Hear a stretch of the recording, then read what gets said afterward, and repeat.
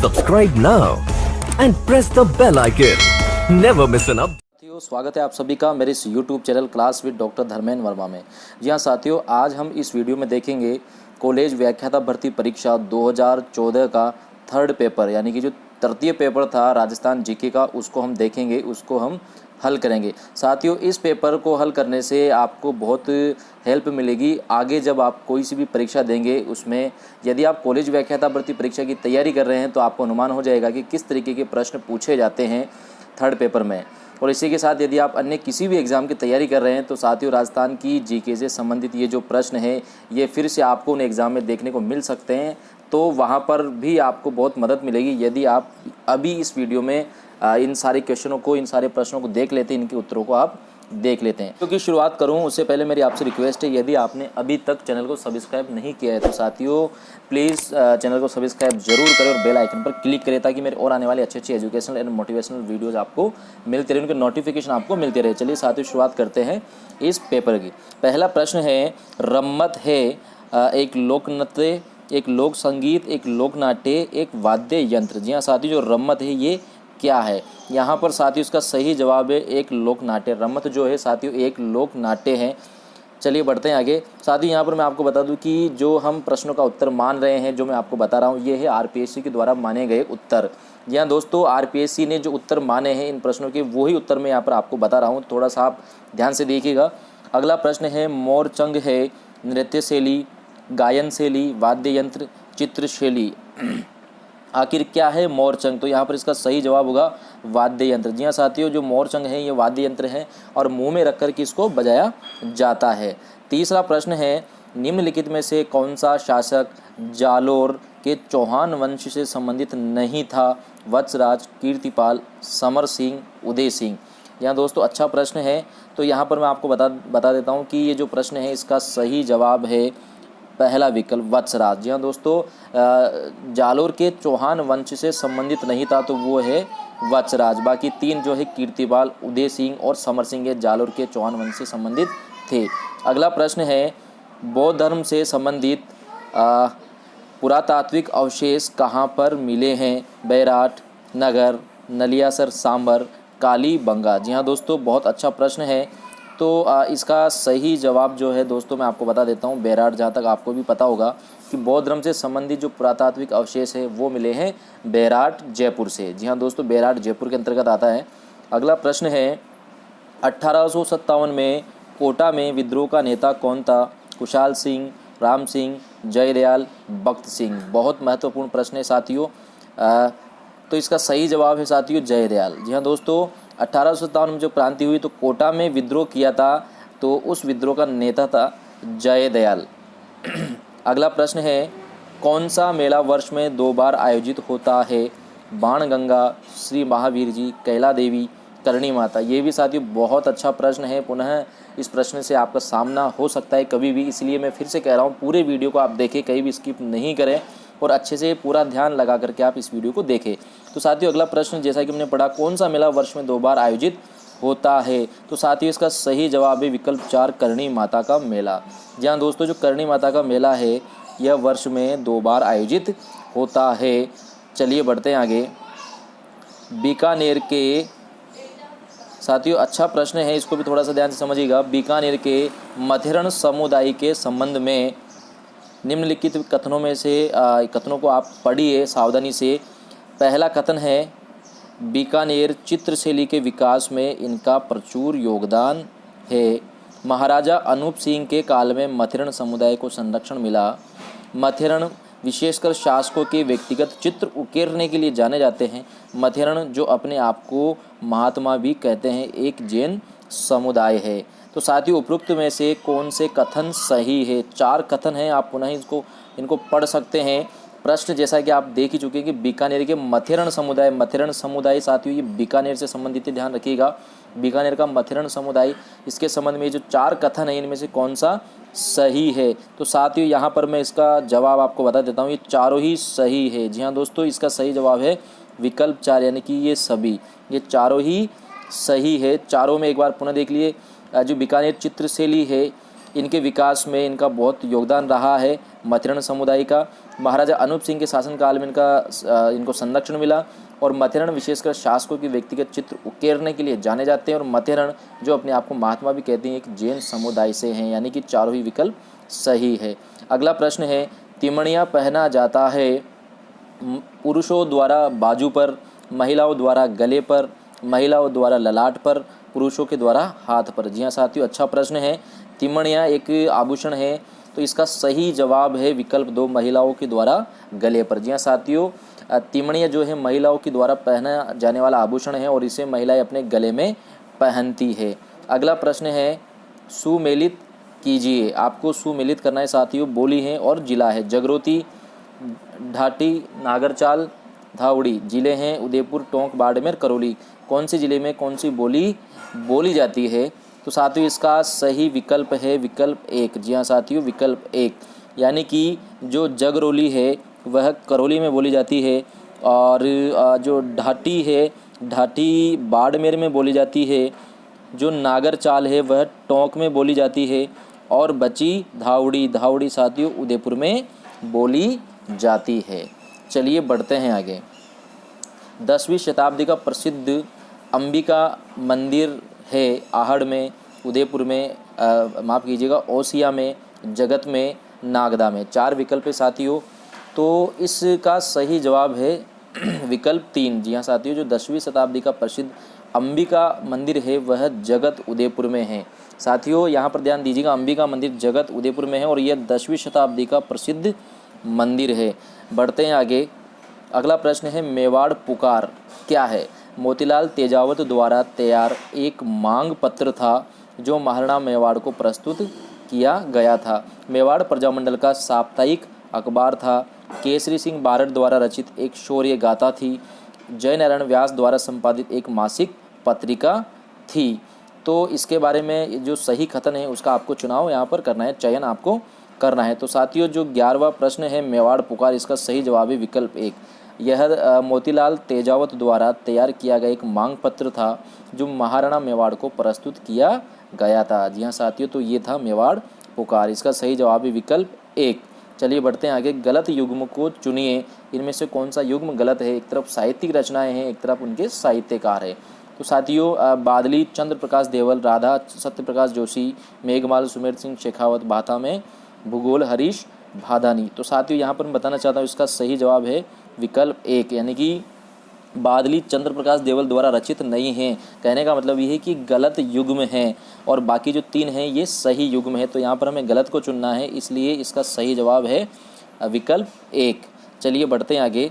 अगला प्रश्न है, राजस्थान में किस भौतिक क्षेत्र में मुकुंदरा की पहाड़ियाँ स्थित है? शेखावाटी प्रदेश, हाडोती पठार, दक्षिणी अरावली, माही बेसिन। तो साथियों इसका सही जवाब है विकल्प 2, हाडोती पठार। जो राजस्थान का भौतिक क्षेत्र है उसमें मुकुंदरा की पहाड़ियों की बात की जाए तो वह हाडोती पठार में स्थित है। प्रश्न साथियों, अनास, एराव, सोम जिस नदी की सहायक नदियाँ है वह है माही, बनास, साबरमती, काली सिंध। जी हाँ साथियों, अच्छा प्रश्न है। इसका सही जवाब होगा साथियों विकल्प 1, माही। जी हाँ साथियों, अनास, एराव और सोम ये जो नदियाँ हैं ये माही नदी की सहायक नदियाँ हैं। अगला प्रश्न है, डेगाना जिस खनन के लिए जाना जाता है लौह अयस्क, टंगस्टन, तांबा, कोयला। तो इसका सही जवाब है साथियों, बहुत अच्छा प्रश्न है, विकल्प 2 यानी कि टंगस्टन। जी हाँ दोस्तों, जो डेगाना नागौर में है और यह टंगस्टन के खनन के लिए जाना जाता है। अगला प्रश्न है साथियों, निम्न में से कौन से जिलों का युग्म राजस्थान में कत्था अकेसिया कटीचू का मुख्य उत्पादक है? उदयपुर, चित्तौड़गढ़, भरतपुर, अलवर, बांसवाड़ा, बारां, सीकर एवं हनुमानगढ़। तो साथियों यहाँ पर मैं आपको बता दूं कि इस सवाल का सही जवाब है विकल्प 1, यानी कि कत्था का मुख्य उत्पादक है वो है उदयपुर एवं चित्तौड़गढ़ जिले। अगला प्रश्न है, राष्ट्रीय मरु उद्यान को किस नाम से भी जाना जाता है? वनस्पति पार्क, वन्य जीव उद्यान, घास क्षेत्र पार्क, जीवाश्म उद्यान। जी हाँ साथियों, अच्छा प्रश्न है। तो यहाँ पर इसका सही जवाब है विकल्प 4, जीवाश्म उद्यान, यानी कि जो राष्ट्रीय मरु उद्यान है उसको जीवाश्म उद्यान के नाम से भी जाना जाता है। अगला प्रश्न है, निम्न में से कौन सी परंपरागत जल संरक्षण की विधि नहीं है, नाड़ी, खड़ीन, तालाब और टोबा। तो यहाँ पर मैं बता दूँ साथियों, इस प्रश्न को आरपीएससी ने डिलीट कर दिया है। तो इस प्रश्न को डिलीट करने की वजह से यहाँ पर इसका जवाब हम नहीं बता सकते। चलिए बढ़ते हैं आगे। अगला प्रश्न है, प्राकृतिक संसाधनों की प्रकृति एवं उपलब्धता के आधार पर वर्तमान में राजस्थान के औद्योगिक विकास में निम्न में से किस निवेश आधारित उद्योगों का समूह सर्वाधिक महत्वपूर्ण भूमिका अदा करता है? जी हाँ साथियों, पशुधन आधारित, खनिज आधारित, कृषिगत पदार्थ आधारित, तिलहन आधारित। तो यहाँ पर मैं बताना चाहूँगा इसका सही जवाब है साथियों विकल्प 2 यानी कि खनिज आधारित। प्राकृतिक संसाधनों की प्रकृति एवं उपलब्धता के आधार पर वर्तमान की बात की जाए तो राजस्थान की औद्योगिक विकास में निम्न में से किस निवेश आधारित उद्योगों का समूह सर्वाधिक महत्वपूर्ण भूमिका अदा करता है? तो वो है साथियों खनिज आधारित उद्योग। चलिए बढ़ते हैं आगे। अगला प्रश्न है, निम्न में से कौन सी नस्ल राजस्थान में ऊँट से संबंधित है? कौन सी नस्ल ऊँट की है? पूगल, बारबरी, गुरहा, मेवाती। साथियों बहुत अच्छा प्रश्न है और यहाँ पर मैं बताऊँ इसका सही जवाब है विकल्प 3 गुरहा। जी हाँ साथियों, जो ऊँट है, ऊँट की एक नस्ल होती है गुरहा। तो यहाँ पर सही जवाब है विकल्प 3। अगला प्रश्न है, राजस्थान में किस जनगणना वर्ष में सर्वाधिक जनसंख्या दशकीय वृद्धि दर अंकित की गई है? 1981, 91, 2001, 2011। तो साथियों यहाँ पर इसका सही जवाब होगा विकल्प 1 1981। जी हाँ साथियों, 1981 की जो जनगणना हुई थी उसमें राजस्थान में सर्वाधिक जनसंख्या दशकीय वृद्धि दर अंकित की गई थी, तो वो है 1981। चलिए बढ़ते हैं आगे। अगला प्रश्न है, राजस्थान की निम्नलिखित किन जिलों में लाल लोम रेड लोम मृदा पाई जाती है?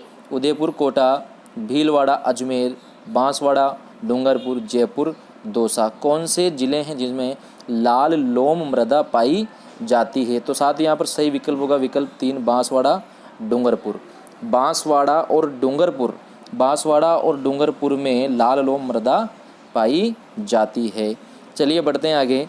अगला प्रश्न है, निम्न में से कौन सा राजस्थान वानिकी एवं जैव विविधता परियोजना का उद्देश्य नहीं है? वृक्षारोपण, जैव विविधता संरक्षण, बाढ़ नियंत्रण, जल संरक्षण। जी हाँ साथियों, 4 विकल्प है कि कौन सा राजस्थान वानिकी एवं जैव विविधता जो परियोजना है इसका उद्देश्य नहीं है। तो यहाँ पर इसका सही जवाब होगा साथियों विकल्प 3 बाढ़ नियंत्रण। बाकी जो 3 है जैसे वृक्षारोपण, जैव विविधता संरक्षण और जल संरक्षण, ये तीनों इस परियोजना के उद्देश्य हैं। बाकी बाढ़ नियंत्रण इसका उद्देश्य नहीं है। प्रश्न साथियों, राजस्थान में शीतकालीन वर्षा का कारण है स्थानीय हवाएं, दक्षिणी पूर्वी मानसून, उत्तरी पूर्वी मानसून, पश्चिमी विक्षोभ। जी हाँ साथियों, तो इसका सही जवाब है विकल्प 4 पश्चिमी विक्षोभ। जो पश्चिमी विक्षोभ है इन्हीं के कारण राजस्थान में शीतकालीन यानी कि सर्दी के समय शीतकालीन वर्षा जो होती है वो इसी वजह से होती है। तो यहाँ पर इसका सही जवाब है विकल्प 4 पश्चिमी विक्षोभ। चलिए बढ़ते हैं आगे। अगला प्रश्न है, सिरोही जिले में तीव्र ढाल युक्त एवं कटी-फटी पहाड़ियों का स्थानीय नाम क्या है? भाकर, भोराट, उपरमाल, गिरवा। जी हाँ साथियों, जो सिरोही जिला है उसमें तीव्र ढाल युक्त एवं कटी-फटी पहाड़ियाँ जो मिलती है उनको स्थानीय नाम से किस नाम से जाना जाता है? तो यहाँ पर इसका सही जवाब जो है वो है विकल्प 1 भाखर। जी हाँ साथियों, जो सिरोही जिले में ये जो पाई जाती है पहाड़ियाँ जिनका तीव्र ढाल होता है, कटी-फटी पहाड़ियाँ होती है, उनको स्थानीय भाषा में वहाँ पर भाकर नाम से जाना जाता है। अगला प्रश्न है, कौन सी नदी अंतः प्रवाहित नदी नहीं है? साबी, कांतली, काकनी, खारी। जी हाँ साथियों, 26वां जो प्रश्न है इसका सही जवाब है विकल्प 4 खारी। जी हाँ दोस्तों, यह जो नदी है खारी नदी है अंतः प्रवाहित नदी नहीं है। साथियों यहाँ पर प्रश्न को समझना, अंतः प्रवाहित नदी नहीं है वो है खारी। बाकी 3 नदियाँ हैं यह अंतः प्रवाहित नदियाँ हैं, जैसे साबी, काकनी, कातली, ये तीनों अंतः प्रवाहित नदियाँ हैं जबकि खारी अंतः प्रवाहित नदी नहीं है। अगला प्रश्न है, सन 2011-12 में राजस्थान के निम्न जिलों में से किस जिले में सर्वाधिक वन क्षेत्र थे? करौली, सिरोही, उदयपुर, प्रतापगढ़। जी हाँ साथियों, अच्छा प्रश्न है। तो इसका सही जवाब है साथियों विकल्प 3 उदयपुर। सन 2011-12 की यदि बात करें तो राजस्थान में कौन से ज़िले में सर्वाधिक वन क्षेत्र थे, तो वो थे उदयपुर में। जी हाँ दोस्तों, उदयपुर में सबसे ज़्यादा वन क्षेत्र थे। चलिए बढ़ते हैं आगे। अगला प्रश्न है, राजस्थान में कौन सी भेड़ की नस्ल नहीं है? मालवी, नाली, मालपुरी, सोनारी। जी हाँ साथियों, तो यहाँ पर जो सवाल है वो है कि कौन सी इनमें से भेड़ की नस्ल नहीं है, तो सही जवाब है मालवी। जी हाँ साथियों, मालवी जो है यह भेड़ की नस्ल नहीं है, यानी कि मालवी शायद बकरी की नस्ल है मेरे हिसाब से। तो साथियों यहाँ पर जो प्रश्न है कि भेड़ की नस्ल नहीं है वो है मालवी। बाकी जो 3 है नाली, सोनारी, मालपुरी, यह भेड़ की नस्ल है, जबकि मालवी भेड़ की नस्ल नहीं है। अगला प्रश्न है, वर्ष 2011 में राजस्थान में नगरीय जनसंख्या का प्रतिशत था 23.39, 22.88, 31.12, 24.90। जी हाँ साथियों, तो यहाँ पर मैं आपको बता दूँ साथियों, इसका सही जवाब है विकल्प 4, 24.90। यानी कि वर्ष 2011 में राजस्थान में नगरीय जनसंख्या का प्रतिशत कितना था, तो वो था 24.90, यानी कि 24.90%। अगला प्रश्न है, राजस्थान में वालरा कृषि का एक प्रकार है स्थानांतरित कृषि, शुष्क कृषि, आर्द्र एवं शुष्क कृषि और पर्वतीय कृषि। तो वालरा कृषि कैसी है, यानी कि इसका प्रकार कौन सा है? तो साथियों में बता दूं, जो वालरा कृषि है वह एक स्थानांतरित कृषि है, इसलिए इसका सही जवाब होगा विकल्प 1। अगला प्रश्न है साथियों, मगरा क्षेत्र विकास कार्यक्रम राजस्थान में कब प्रारंभ किया गया था? 2001, 2, 2004-5, 2005-6, 2010-11। तो साथियों यहाँ पर मैं बता दूं आपको, जो मगरा क्षेत्र विकास कार्यक्रम है राजस्थान में इसका प्रारंभ किया गया था 2005-6 में, यानी कि विकल्प 3 यहाँ पर सही है। तो मगरा क्षेत्र विकास कार्यक्रम राजस्थान में 2005-6 में प्रारंभ किया गया था। अगला प्रश्न है, बिसलपुर बांध किस नदी पर स्थित है? काली सिंध, बनास, जाखम, लूनी। तो साथियों इसका सही जवाब है विकल्प 2 बनास। बिसलपुर बांध बनास नदी पर स्थित है। अगला प्रश्न है, अनुसूचित जाति की कितनी महिलाएं 14वीं राजस्थान विधानसभा की सदस्य है? अच्छा प्रश्न है साथियों। तो मैं बता दूं आपको कि इसका सही जवाब है विकल्प 1, यानी कि 12। जी हाँ साथियों, अनुसूचित जाति की 12 महिलाएं 14वीं राजस्थान विधानसभा की सदस्य है, यानी कि उस समय थी। अभी 2019 में पुनः चुनाव हो चुके हैं, तो आप जो लेटेस्ट चुनाव हुआ है उसमें भी इस तरीके से जो प्रश्न है उसको आप देख सकते हैं, ऐसा प्रश्न बन सकता है। चलिए बढ़ते हैं आगे। राजस्थान का कौन सा विधानसभा क्षेत्र एक से अधिक जिले में फैला हुआ है? नाथद्वारा, छबड़ा, जहाजपुर, सिवाना। जी हाँ साथियों, अच्छा प्रश्न है। तो यहाँ पर मैं आपको बताना चाहूँगा, इसका सही जवाब विकल्प 1 नाथद्वारा। जी हाँ दोस्तों, जो नाथद्वारा है यह विधानसभा क्षेत्र है, यह एक से अधिक जिले में फैला हुआ है 2013 के विधानसभा चुनाव के अनुसार। तो इसका सही जवाब होगा विकल्प 1। अगला प्रश्न है, संविधान के कौन से अनुच्छेद अधीनस्थ न्यायालयों से संबंधित है? अनुच्छेद 214 से 231, 227 से 232, 233 से 237, 234 से 240। तो यहाँ पर इसका सही जवाब होगा विकल्प 3। जी हाँ साथियों, अनुच्छेद 233 से 237 ये अनुच्छेद जो हैं ये है अनुच्छेद अधीनस्थ न्यायालयों से संबंधित है, अनुच्छेद 233 से 237। अगला प्रश्न है, राजस्थान लोक सेवा आयोग के प्रथम अध्यक्ष कौन थे? S K. Ghosh, S C. Tripathi, B S. Tiwari, M M. Verma. इसका सही जवाब है साथियों विकल्प 1 एस.के. घोष। जी हाँ साथियों, राजस्थान लोक सेवा आयोग आरपीएससी जो है उसके प्रथम अध्यक्ष थे एस.के. घोष। अगला प्रश्न है, निम्नांकित कथनों पर विचार कीजिए। राजस्थान में लोकायुक्त संस्था की स्थापना वर्ष 1973 में की गई थी। न्यायमूर्ति आई.डी. दुआ राजस्थान राज्य के पहले लोकायुक्त थे। अब ये जो दो कथन हैं साथियों, इन पर विचार करना है। केवल पहला सही है, केवल दूसरा सही है, दोनों ही सही है, दोनों ही गलत है। तो यहाँ पर मैं आपको बता देता हूँ कि जो ये 37वां प्रश्न है इसका सही जवाब है विकल्प 3, यानी कि पहला और दूसरा दोनों ही सही है। जी हाँ साथियों, दोनों ही यहाँ पर सही है।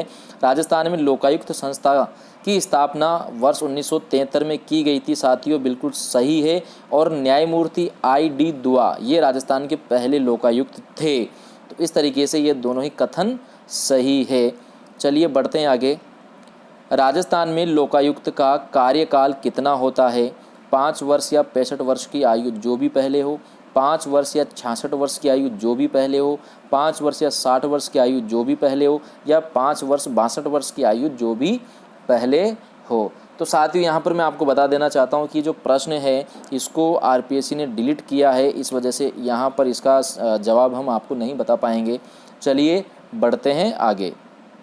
अगला प्रश्न है, भारतीय संविधान का कौन सा अनुच्छेद उपबंध करता है कि प्रत्येक राज्य के लिए एक राज्यपाल होगा? अनुच्छेद 154, अनुच्छेद 155, अनुच्छेद 153, अनुच्छेद 164। तो साथियों यहाँ पर मैं बता दूं आपको ये जो सवाल है इसका सही जवाब है विकल्प 3, अनुच्छेद 153। जी हाँ साथियों, अनुच्छेद 153 जो है यह उपबंध करता है कि प्रत्येक राज्य के लिए एक राज्यपाल होगा या प्रत्येक राज्य के लिए राज्यपाल होगा, ऐसा अनुच्छेद 153 कहता है या उपबंध उसमें दिखाई देता है, हमें मिलता है। तो इसका सही जवाब है अनुच्छेद 153। चलिए बढ़ते हैं आगे। राजस्थान महिला आयोग का कार्य निम्न में से नहीं है। महिला उत्पीड़न से संबंधित शिकायतें सुनना, महिलाओं के संवैधानिक प्रावधानों के क्रियान्वयन पर निगरानी करना, महिला सशक्तिकरण हेतु प्रयास करना, महिला उत्पीड़न के दोषियों को दंडित करना। जी हाँ साथियों, बहुत सरल बहुत आसान सा सवाल है। तो इसका सही जवाब है विकल्प 4, यानी कि महिला उत्पीड़न के दोषियों को दंडित करना राजस्थान महिला आयोग का काम नहीं है। जी हाँ साथियों, बाकी जो 3 काम है ये राजस्थान महिला आयोग करता है, लेकिन यह जो चौथा विकल्प है महिला उत्पीड़न के दोषियों को दंडित करना, यह कार्य राजस्थान महिला आयोग का नहीं है। तो यहाँ पर विकल्प 4 सही है। अगला प्रश्न है, राजस्थान में छावनी बोर्ड की स्थापना कहाँ पर की गई? नसीराबाद, माउंट आबू, जोधपुर, बाड़मेर। जी हाँ साथियों, छावनी बोर्ड की स्थापना की बात करें तो इसका सही जवाब है विकल्प 1, नसीराबाद। राजस्थान में नसीराबाद में छावनी बोर्ड की स्थापना की गई। अगला प्रश्न है, राजस्थान में राज्य निर्वाचन आयोग का गठन कब हुआ? बहुत महत्वपूर्ण प्रश्न है साथियों। 1992, 1994, 1993, 1996। जी हाँ साथियों, अच्छा प्रश्न है। तो यहाँ पर मैं आपको बता दूं कि राजस्थान में राज्य निर्वाचन आयोग का गठन 1994 में किया गया। जी हाँ साथियों, राजस्थान में राज्य निर्वाचन आयोग का गठन 1994 में किया गया। तो विकल्प 2 यहाँ पर सही है। चलिए बढ़ते हैं आगे। निम्न में से कौन सी पंचायत समिति एम पावर परियोजना की लाभार्थी नहीं है? बाईतू, आबू रोड, सांचौर, बिलाड़ा। जी हाँ साथियों, 4 विकल्प है, यहाँ पर सही जवाब है विकल्प 4, बिलाड़ा। यानी कि जो बिलाड़ा है वह पंचायत समिति एम पावर परियोजना की लाभार्थी नहीं है। बाकी जो 3 हैं बाईतू, सांचौर और आबू रोड, ये तीनों पंचायत समितियाँ एम पावर परियोजना की लाभार्थी रही है, जबकि बिलाड़ा नहीं है। तो इसका सही जवाब होगा विकल्प 4। अगला प्रश्न है, 14वीं राजस्थान विधानसभा की कार्य संचालन परामर्शदात्री समिति के अध्यक्ष कौन हैं? कैलाश चंद्र मेघवाल, गुलाब चंद कटारिया, कालीचरण सर्राफ, प्रद्युम्न सिंह। जी हाँ साथियों, अच्छा प्रश्न है। तो यहाँ पर मैं आपको बता दूँ कि इसका सही जवाब है कैलाश चंद्र मेघवाल, विकल्प 1। 14वीं जो राजस्थान विधानसभा थी उसका कार्य संचालन परामर्शदात्री समिति के अध्यक्ष थे कैलाश चंद्र मेघवाल। अगला प्रश्न है, 14वीं विधानसभा में राजस्थान के किस जिले से सर्वाधिक महिला विधायक निर्वाचित हुई है? गंगानगर, अजमेर, भरतपुर, अलवर। जी हाँ साथियों, यहाँ पर सही जवाब है विकल्प 1, गंगानगर। गंगानगर से राजस्थान की सर्वाधिक महिला विधायक निर्वाचित हुई है 14वीं विधानसभा में।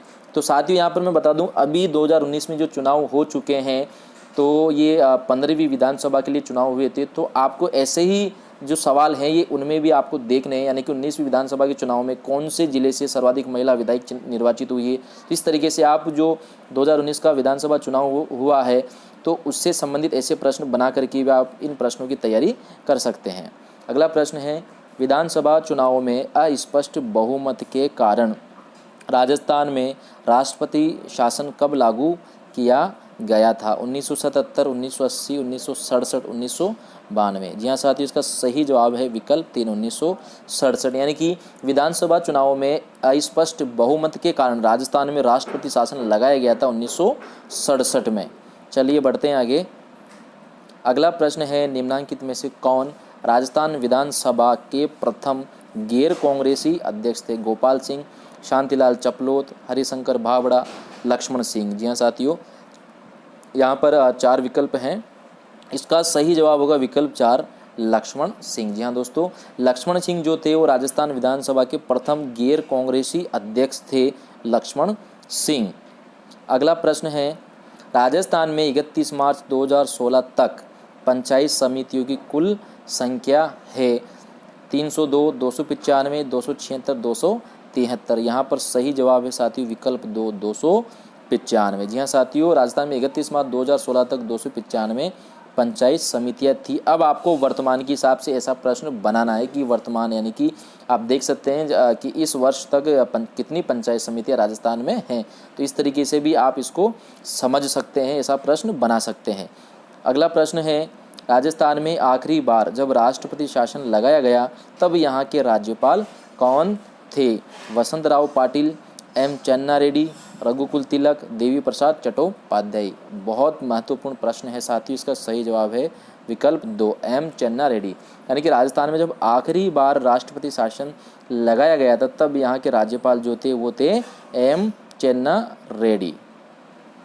अगला प्रश्न है, किस विधानसभा चुनाव में राजस्थान विधानसभा की सदस्य संख्या 184 से बढ़ाकर 200 की गई थी? चौथा, पाँचवा, छठा, सातवां। यह साथियों यहाँ पर सही जवाब है विकल्प 3, यानी कि जो छठा विधानसभा चुनाव हुआ था उसमें राजस्थान विधानसभा की जो सदस्य संख्या 184 थी उनको बढ़ाकर के 200 किया गया था। तो इसका सही जवाब होगा विकल्प 3, यानी कि छठे विधानसभा चुनाव में। और 200 ही वर्तमान में है, अभी भी 200 ही संख्या विधानसभा सदस्यों की है। अगला प्रश्न है, राजस्थान में किस वर्ष में एकीकृत जल ग्रहण विकास कार्यक्रम आरंभ हुआ? 1974, 1977, 1989, 1999। जी हाँ साथियों, अच्छा प्रश्न है। तो यहाँ पर मैं आपको बता दूँ कि इसका सही जवाब है विकल्प 3, 1989। जी हाँ साथियों, 1989 में राजस्थान में एकीकृत जल ग्रहण विकास कार्यक्रम का आरंभ किया गया था 1989 में। अगला प्रश्न है, जनवरी 2016 में किस जिले के जिला कलेक्टर ने चरण पादुका योजना चलाई? जालोर, झालावाड़, चूरू, बारा। जी हाँ साथियों, इसका सही जवाब है विकल्प 1, जालोर। यानी कि जनवरी 2016 में जालोर के जिला कलेक्टर साहब ने चरण पादुका योजना चलाई थी, तो जालोर इसका सही विकल्प है। ऐसे ही साथियों, वर्तमान में भी यदि किसी ज़िले में कोई स्पेशल विशेष योजना चलाई जा रही है तो उसको भी आप यहाँ पर देख ले अच्छे से, उससे भी प्रश्न बन सकता है। अगला प्रश्न है, राजस्थान में कर राजस्व आय का सबसे बड़ा स्रोत है? उत्पाद शुल्क, वेट, कस्टम शुल्क, इनमें से कोई नहीं। जी हाँ साथियों, तो यहाँ पर मैं आपको बताऊँ इसका सही जवाब है विकल्प 2, यानी कि वेट। जो वेट जो कर है, तो राजस्थान में कर राजस्व आय का सबसे बड़ा स्रोत यही है, यानी कि वेट से सबसे ज़्यादा कर यहाँ पर राजस्थान में मिलता है। तो इसका सही जवाब है विकल्प 2, वेट। अगला प्रश्न है, एपीएमसी अधिनियम राजस्थान में किस उद्देश्य से लागू किया गया? निर्यात को सुविधा देने के लिए, आयात को सुविधा देने के लिए, कृषि उत्पादों के विपणन को सुविधा देने के लिए, कृषि उत्पादकता को बढ़ाने के लिए। जी हाँ साथियों, अच्छा प्रश्न है। तो यहाँ पर मैं आपको बता दूं कि इसका सही जवाब है विकल्प 3, यानी कि कृषि उत्पादों के विपणन को सुविधा देने के लिए एपीएमसी अधिनियम राजस्थान में लागू किया गया। तो साथियों, यहाँ पर एपीएमसी अधिनियम राजस्थान में लागू किया गया कृषि उत्पादों के विपणन को सुविधा देने के लिए। अगला प्रश्न है, वर्ष 2014-15 में राजस्थान के स्थिर मूल्यों 2004-5 पर जीएसडीपी में सेवा क्षेत्र का योगदान कितना था? 50%, 30.58%, 19.43%, 42.20%। जी हाँ साथियों, यहाँ पर इसका सही जवाब है विकल्प 1, 50%। तो इस तरीके के सवाल बन सकते हैं साथियों, तो आप विशेष रूप से ऐसे सवाल तैयार कर लें और उनका जवाब आप अच्छे से देख लें। वर्ष 2016-17 के लिए राजस्थान राज्य का अनुमानित राजकोषीय घाटा जीएसडीपी का कितना प्रतिशत था? 3.50%, 2.99%, 8.29%, 9.90%। तो यहाँ पर मैं बताना चाहूँगा कि इसका सही जवाब जो है वो है विकल्प 2.99%। ये राजस्थान राज्य का अनुमानित राजकोषीय घाटा जीएसडीपी का प्रतिशत था। 2016-17 की बात यहाँ पर की जा रही है। अगला प्रश्न है, राजस्थान में ऊर्जा की धारित शक्ति में ताप ऊर्जा का लगभग कितना अनुपात है? 90%, 60%, 33%, 80%। तो साथ ही यहाँ पर बताना चाहूँगा कि इसका सही जवाब है 60%। यानी कि जो राजस्थान में ऊर्जा की धारित शक्ति है उसमें ताप ऊर्जा का 60% अनुपात है। तो यहाँ पर सही जवाब होगा 60%, यानी विकल्प 2। अगला प्रश्न है साथियों, पशुपालन सहित 2014-15 में राजस्थान राज्य के शुद्ध सकल घरेलू उत्पादन में कृषि का कितना योगदान था? 33, 25, 22, 18%। साथ ही यहाँ पर मैं बताना चाहूँगा इस सवाल को भी आरपीएससी ने डिलीट कर दिया था, इसलिए इसका भी जवाब हम यहाँ पर नहीं बता पाएंगे। बढ़ते हैं अगले प्रश्न की ओर।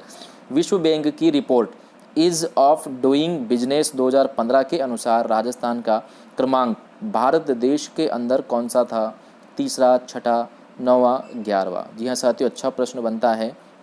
यहाँ पर सही जवाब है दूसरा विकल्प, यानी कि छठा। विश्व बैंक की जो रिपोर्ट थी ईज ऑफ डूइंग बिजनेस 2015, उसके अनुसार राजस्थान का भारत में छठा स्थान था। तो ऐसा ही प्रश्न पुनः बन सकता है, तो साथियों उसको आप बिल्कुल इस तरीके से तैयार कर लें, देख लें। अगला प्रश्न है, राजस्थान में पशुधन के लिए निःशुल्क दवा योजना कब प्रारंभ हुई? 2012 में, 2008 में, 2015, 2006 में। जी हाँ साथियों, बहुत अच्छा प्रश्न है। तो इसका सही जवाब होगा 2012 में। जी हाँ साथियों, 2012 में राजस्थान में पशुधन के लिए यानी पशुओं के लिए निःशुल्क दवा योजना प्रारंभ की गई थी 2012 में। अगला प्रश्न है, राजस्थान ऊर्जा विकास अधिकरण की स्थापना हुई 1982, 1983 में, 1985, 1993। साथियों बहुत महत्वपूर्ण प्रश्न है, ध्यान से देखिएगा। इसका सही जवाब मैं आपको बताता हूँ 1985, विकल्प 3 इसका सही जवाब, यानी कि 1985 में राजस्थान ऊर्जा विकास अधिकरण की स्थापना हुई। राजस्थान ऊर्जा विकास अधिकरण की स्थापना 1985 में हुई। अगला प्रश्न है, उदय योजना का उद्देश्य है विद्युत वितरण कंपनी को वित्तीय स्थिरता देना, सौर ऊर्जा का विकास, पवन ऊर्जा का विकास, वायु ईंधन का विकास। यहाँ दोस्तों अच्छा प्रश्न है, इसका सही जवाब है विकल्प 1, यानी कि जो उदय योजना था, उदय योजना का जो उद्देश्य था वो था विद्युत वितरण कंपनियों को वित्तीय स्थिरता देना। ये इस उदय योजना का उद्देश्य था। चलिए बढ़ते हैं आगे। राजस्थान सरकार की भामाशाह रोजगार सृजन योजना केंद्र सरकार की किस योजना के साथ जोड़ दी गई है? MUDR यानी कि मुद्रा, MNREG यानी कि मनरेगा, PMGSY, JRY कौन सी योजना के साथ भामाशाह रोजगार सृजन योजना केंद्र सरकार की किस योजना के साथ जोड़ दी गई है? तो साथ ही यहाँ पर मैं बताना चाहूँगा इसका सही जवाब विकल्प है कि जो मुद्रा, राजस्थान सरकार की जो भामाशाह रोजगार सृजन योजना थी वो केंद्र सरकार की मुद्रा योजना के साथ जोड़ दी गई है। अगला प्रश्न है, राजस्थान विनियोग प्रोत्साहन योजना 2014 किस पर लागू होगी? नए और वर्तमान की उद्यमी जो नए उद्योग स्थापित करने के लिए विनियोग कर रहे हैं, वर्तमान उद्यमी जो उद्योग विस्तार के लिए विनियोग कर रहे हैं, बीमार उद्योग जो पुनः उत्थान के लिए विनियोग कर रहे हैं, या ये सभी? तो साथ ही यहाँ पर मैं आपको बताना चाहूँगा इसका सही जवाब जो है वो है विकल्प 4, यानी कि ये सभी सही है। जी हाँ साथियों, तीनों विकल्प यहाँ पर सही है। अगला प्रश्न है, राजस्थान में निर्मल ग्राम पुरस्कार योजना किस उद्देश्य से प्रारंभ की गई है? अधिकतम संख्या में शौचालय बनाए जाने के लिए, सुरक्षित पेयजल आपूर्ति हेतु अधिकतम कनेक्शन देने के लिए, स्वच्छता हेतु जागरूकता हेतु श्रेष्ठतर कार्य किए जाने के लिए, या किसी पंचायत समिति में सैनिटेशन के वांछित स्तर को प्राप्त करने के लिए? जी हाँ साथियों, बहुत अच्छा ये प्रश्न है और बिल्कुल इस प्रश्न का उत्तर आपको पता होना चाहिए क्योंकि ये फिर से आ सकता है। तो तो इसकी बात करें तो इसका सही जवाब है साथियों विकल्प 4, यानी कि राजस्थान में जो निर्मल ग्राम पुरस्कार योजना है ये किस उद्देश्य से प्रारंभ की गई है, तो वो है किसी पंचायत समिति में सैनिटेशन के वांछित स्तर को प्राप्त करने के लिए। अगला प्रश्न है, राजस्थान में वर्ष 2014-15 में प्रचलित कीमतों पर प्रति व्यक्ति आय कितनी थी?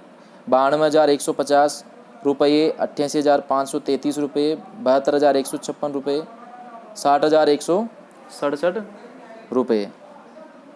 तो यहाँ पर साथियों मैं आपको बता दूं कि ये जो प्रश्न है इसका सही जवाब है विकल्प 3, यानी कि राजस्थान में वर्ष 2014-15 में प्रचलित कीमतों पर जो प्रति व्यक्ति आय थी वो थी 72,156 रुपये प्रति व्यक्ति आय।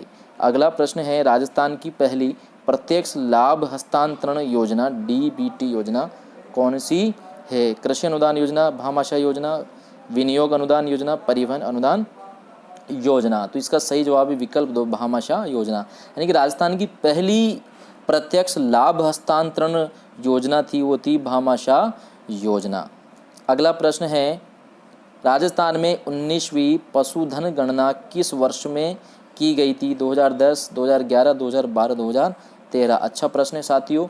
तो यहाँ पर इसका सही जवाब है विकल्प 3, यानी कि 2012 में राजस्थान में 19वीं पशुधन गणना की गई थी। 19वीं पशुधन गणना 2012। और साथियों अब पुनः जो पशुधन गणना होगी वो होगी 20वीं, ध्यान रखिएगा इसका। तो इस तरीके से प्रश्न बन सकता है।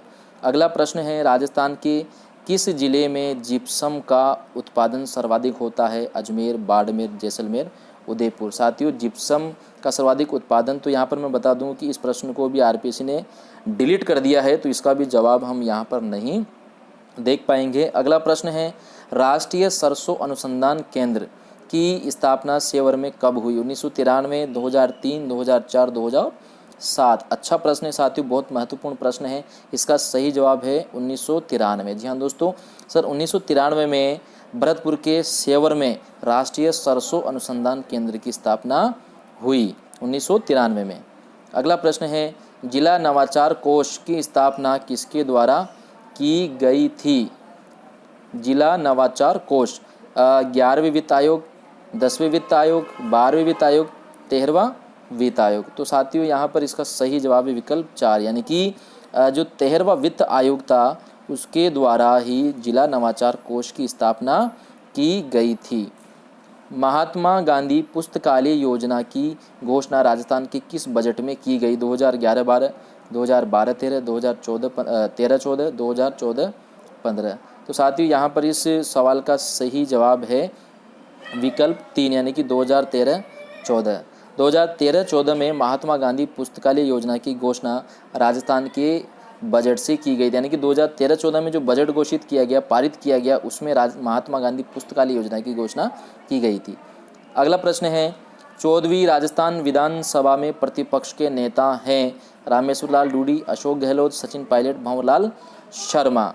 तो इसका सही जवाब है रामेश्वर लाल डूडी, यानी कि जब 14वीं राजस्थान विधानसभा जब चल रही थी तो उसमें प्रतिपक्ष के नेता रामेश्वर लाल डूडी थे। तो साथियों वर्तमान में रामेश्वर लाल डूडी नहीं है, तो आप देख लीजिएगा कि जो अभी जो 15वीं विधानसभा है राजस्थान विधानसभा उसमें प्रतिपक्ष के नेता कौन है। तो इस तरीके से सवाल बन सकता है। अगला प्रश्न है, राजस्थान का केंद्रीय विश्वविद्यालय किस जिले में अवस्थित है? जोधपुर, अजमेर, उदयपुर, बांसवाड़ा। जी हाँ साथियों, बहुत सरल प्रश्न है, तो इसका सही जवाब है अजमेर। राजस्थान के अजमेर में ही केंद्रीय विश्वविद्यालय अवस्थित है या स्थित है। अगला प्रश्न है, जिला तथा राजस्थान के वन विभाग द्वारा जारी शुभंकर के त्रुटिपूर्ण यानी कि गलत युग्म को पहचानना है। अजमेर, खरमोर पक्षी, भरतपुर, सारस क्रेन, दौसा, मगर, जालोर, भालू। साथियों अच्छा प्रश्न है, तो इसका सही जवाब है विकल्प 3, यानी कि जो दौसा जिला था उसमें जो शुभंकर है वो मगर नहीं था। बाकी जो 3 है, अजमेर का जो शुभंकर था वो था खरमोर पक्षी, भरतपुर का सारस क्रेन और जालोर का भालू शुभंकर निर्धारित किया गया था। तो इस तरीके से विकल्प 3 जो है वो यहाँ पर इस सवाल का सही जवाब है। अगला प्रश्न है, 16वीं लोकसभा में राजस्थान से निर्वाचित महिला सदस्यों की संख्या है 1, 3, 4, कोई नहीं। जी हाँ साथियों, यहाँ पर सही जवाब है 1, यानी कि 16वीं लोकसभा में राजस्थान से निर्वाचित जो महिला सदस्य थी वो केवल मात्र 1 ही महिला सदस्य थी। साथियों, अभी 17वीं लोकसभा के चुनाव हो चुके हैं, तो आप पुनः ऐसा प्रश्न बना सकते हैं, देख सकते हैं, उसको याद कर सकते हैं कि 17वीं लोकसभा में राजस्थान से निर्वाचित महिला सदस्यों की संख्या कितनी है। प्रश्न है, केंद्र सरकार की स्मार्ट सिटी योजना के प्रथम दौर में चयनित राजस्थान के 2 नगर हैं जयपुर अजमेर, जयपुर उदयपुर, उदयपुर जोधपुर, जोधपुर एवं बीकानेर। साथ ही इसका सही जवाब है विकल्प 2 जयपुर एवं उदयपुर। ये जो 2 जिले हैं केंद्र सरकार की स्मार्ट सिटी योजना के प्रथम दौर में चयनित राजस्थान की 2 नगर हैं। अगला प्रश्न है, 2015 में भारत रूस का संयुक्त सैन्य अभ्यास कहाँ हुआ? बाड़मेर, बीकानेर, जैसलमेर, जोधपुर। जी हाँ साथियों, तो इसका सही जवाब है विकल्प 2 यानी कि बीकानेर। बीकानेर में यह सैन्य अभ्यास हुआ था 2015 में भारत और रूस के संयुक्त यानी कि संयुक्त रूप में या संयुक्त रूप से। तो यहाँ पर मैं आपको बता दूं साथियों कि पुनः आप ऐसा प्रश्न बना सकते हैं, यदि ऐसा कोई सैन्य अभ्यास संयुक्त रूप से किसी देश के साथ हुआ है, किसी देश के साथ कोई डील भारत की हुई है, तो उसको लेकर के प्रश्न बन सकता है, तो उसको भी आप अच्छे से देख लें, तैयार कर लें। अगला प्रश्न है, संगठन जिसे वन विकास एवं वन्य जीव सुरक्षा की श्रेणी में वर्ष 2015 का अमृता देवी बिश्नोई पुरस्कार प्रदान किया गया है, कौन सा है?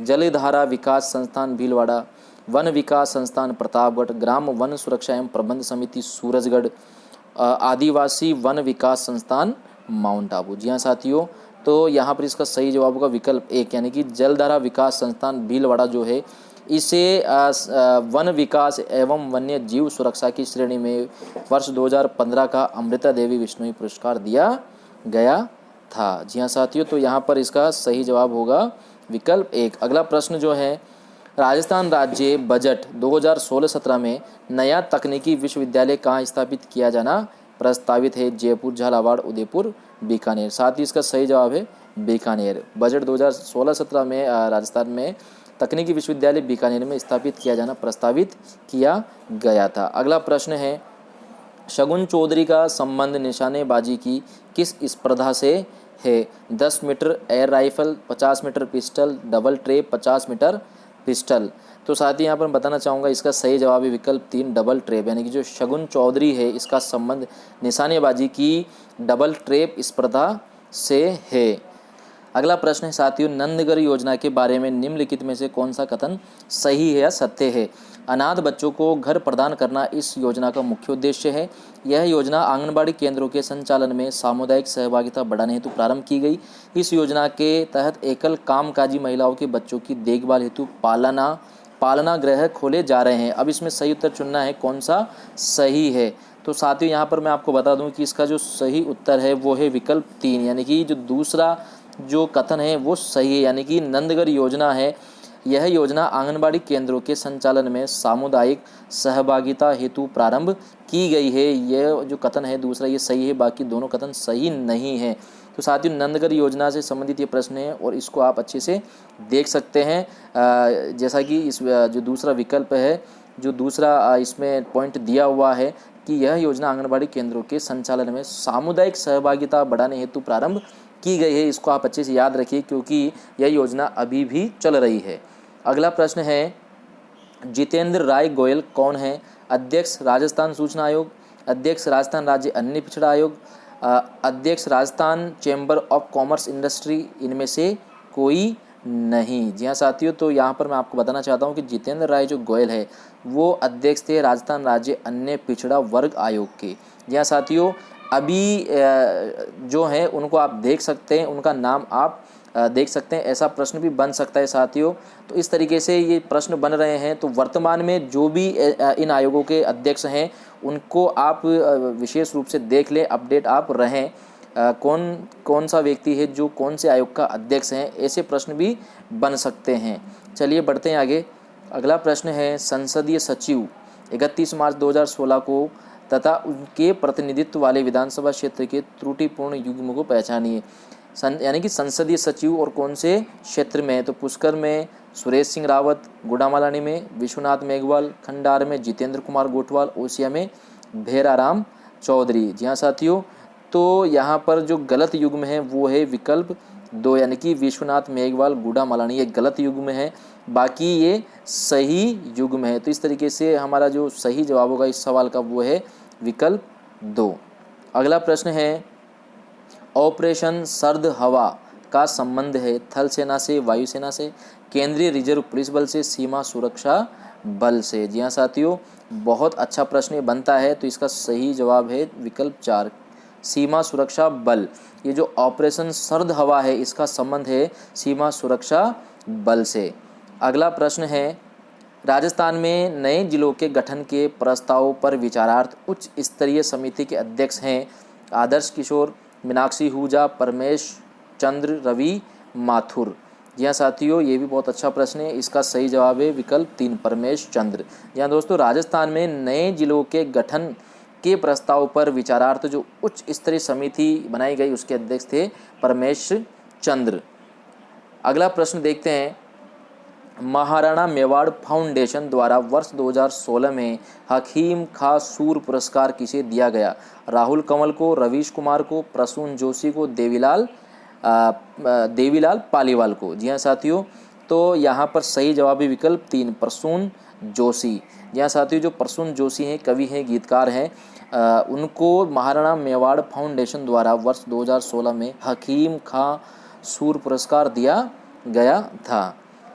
अगला प्रश्न है, प्रथम संविधान दिवस मनाया गया 26 जनवरी 1950 को, 26 जनवरी 2016 को, 26 नवंबर 2015 को, 26 नवंबर 1949 को। साथियों, बहुत महत्वपूर्ण प्रश्न है, पुनः ये प्रश्न आ सकता है किसी भी परीक्षा में, ध्यान से आप यहाँ पर देखें। तो इसका सही जवाब है विकल्प 3। जी हाँ साथियों, 26 नवंबर 2015 को प्रथम संविधान दिवस मनाया गया। 26 नवंबर 2015 से इसकी शुरुआत हुई, तो 26 नवंबर 2015 को ही प्रथम संविधान दिवस मनाया गया। अगला प्रश्न है, अनुसूचित क्षेत्रों के अलावा राजस्थान में जिला परिषद सीट पर चुनाव लड़ने वाले प्रत्याशियों के लिए कौन सी शैक्षणिक योग्यता अनिवार्य कर दी गई है? कक्षा 5वीं उत्तीर्ण, 8वीं उत्तीर्ण, 10वीं उत्तीर्ण और 12वीं उत्तीर्ण। यह साथियों, तो यहाँ पर इसका सही जवाब है विकल्प 3 यानी कि 10वीं उत्तीर्ण। हाल ही में दक्षिण ऑस्ट्रेलिया के साथ राजस्थान सरकार ने कौन से समझौते पर हस्ताक्षर किए हैं? व्यापार समझौता, सिस्टर स्टेट समझौता, सांस्कृतिक आदान प्रदान समझौता, पर्यटन समझौता। साथ ही बहुत अच्छा प्रश्न है, इसका सही जवाब है विकल्प 2, सिस्टर स्टेट समझौता। यानी कि दक्षिण ऑस्ट्रेलिया के साथ राजस्थान सरकार ने समझौते किए थे, वो था सिस्टर स्टेट समझौता। तो साथियों, अगर वर्तमान में भी ऐसा कोई समझौता किसी देश के साथ हमारे राजस्थान सरकार ने किया है या भारत जो अपनी केंद्र सरकार है उसने किया है, तो उनको भी आप अच्छे से देख सकते हैं, याद कर सकते हैं, क्योंकि ऐसे प्रश्न भी बनने की पूरी संभावना रहती है। अगला प्रश्न है, निम्नलिखित में से राजस्थानी भाषा के किस लेखक को साहित्य अकादमी पुरस्कार 2015 दिया गया? अंबिका दत्त चतुर्वेदी, अर्जुन देव चारण, मधु आचार्य, आशावादी नंद भारद्वाज। जी हाँ साथियों, बहुत अच्छा प्रश्न है, तो इसका सही जवाब है विकल्प 3, मधु आचार्य, आशावादी। इनको राजस्थानी भाषा के लिए साहित्य अकादमी पुरस्कार 2015 दिया गया था। साथियों, वर्तमान में भी ऐसा पुरस्कार कौन से व्यक्ति को, कौन से लेखक या कवि को दिया गया है, तो उसको भी आप विशेष रूप से देख लें। चलिए बढ़ते हैं आगे। किस देश के हॉकी अकादमी के साथ राजस्थान राज्य क्रीड़ा परिषद की हॉकी अकादमी ने उच्चतर कोचिंग के लिए नवंबर 2015 में MOU मेमोरेंडम ऑफ अंडरस्टैंडिंग पर हस्ताक्षर किए हैं? Australia, England, Netherlands, Germany. जी हाँ साथियों, तो इसका सही जवाब है नीदरलैंड्स। यानी कि नीदरलैंड्स के साथ उस समय 2015 में MOU राजस्थान की हॉकी जो राजस्थान राज्य क्रीड़ा परिषद है उसने हॉकी अकादमी जो विशेष रूप से है क्रीड़ा परिषद की, उसने ये जो है MOU ये नीदरलैंड्स की कंपनी के साथ किया था। जी हाँ दोस्तों, ऐसा ही यदि अभी भी किसी कंपनी के साथ MOU किया गया हो तो उसको भी आप विशेष रूप से देख लेवे साथियों। चलिए अगला प्रश्न है, राजस्थान में अशोक का अभिलेख कहाँ से प्राप्त हुआ था? बड़ली, बरनाला, बेराट, बुचकला। जी हाँ दोस्तों, बहुत ही महत्वपूर्ण इंपॉर्टेंट प्रश्न है कि राजस्थान में अशोक का अभिलेख कहाँ प्राप्त हुआ था। जी हाँ साथियों, इसका सही जवाब है बेराट। बेराट जो है वहाँ से अशोक का अभिलेख प्राप्त हुआ था, और बेराट जो है साथियों बौद्ध धर्म से संबंधित जो अवशेष है वो भी यहाँ से मिले हैं। बेराट जयपुर में स्थित है। अगला प्रश्न है, निम्नलिखित में से राजस्थान के किस स्थान पर सोमेश्वर मंदिर स्थित है? किराड़ू बाड़मेर, ओसिया जोधपुर, आभानेरी, दौसा, चंद्रावती, झालावाड़। जी हाँ साथियों, जो इस प्रश्न है, ये जो प्रश्न है साथियों ये भी बहुत महत्वपूर्ण है, कई परीक्षाओं में ये प्रश्न आता रहता है। तो यहाँ पर इसका सही जवाब होगा विकल्प ए, किराड़ू बाड़मेर, यानी कि जो सोमेश्वर मंदिर है, सोमेश्वर मंदिर ये है किराड़ू बाड़मेर में। अगला प्रश्न है, निम्नलिखित में से राजस्थान का कौन सा सैंधव स्थल घग्गर नदी के किनारे पर स्थित है? गिलुंड, आहाड़, पीलीबंगा, कालीबंगा। जी हाँ दोस्तों, तो इसका सही जवाब है विकल्प 4, यानी कि जो कालीबंगा है राजस्थान का कौन सा सैंधव स्थल है? जो कालीबंगा सैंधव स्थल है यह घग्गर नदी के किनारे पर स्थित है। तो इसका सही जवाब है कालीबंगा। कालीबंगा जो है सैंधव स्थल यह घग्गर नदी के किनारे पर स्थित है। अगला प्रश्न है, किस चित्र शैली में मतिराम रचित 19वीं शताब्दी की हिंदी साहित्यिक रचना रसराज का चित्रण हेतु विषय के रूप में प्रयोग किया गया? मारवाड़, मेवाड़, बूंदी, अलवर। जी हाँ साथियों, अच्छा प्रश्न है। तो इस प्रश्न का जो सही जवाब आरपीएससी ने माना है वो है मारवाड़, यानी कि मतिराम की जो रसराज है, रसराज का चित्रण हेतु विषय के रूप में प्रयोग किया गया। तो कौन सी शैली थी? वो थी मारवाड़ शैली। साथियों आरपीएससी ने जो उत्तर माने हैं वो ही मैं यहाँ पर आपको बता रहा हूँ। अगला प्रश्न है, नेजा क्या है? रामदेव जी की पचरंगी पताका, तलवार के समान एक आयुध, देवता का चढ़ावा, मंदिर का गर्भगृह।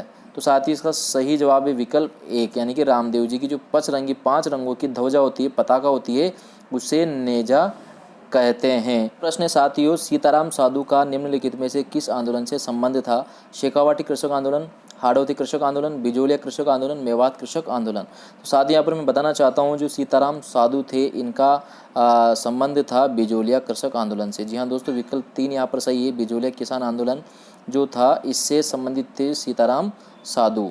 अपने साथियों, मेवाड़ भील कोर्प किस वर्ष स्थापित की गई?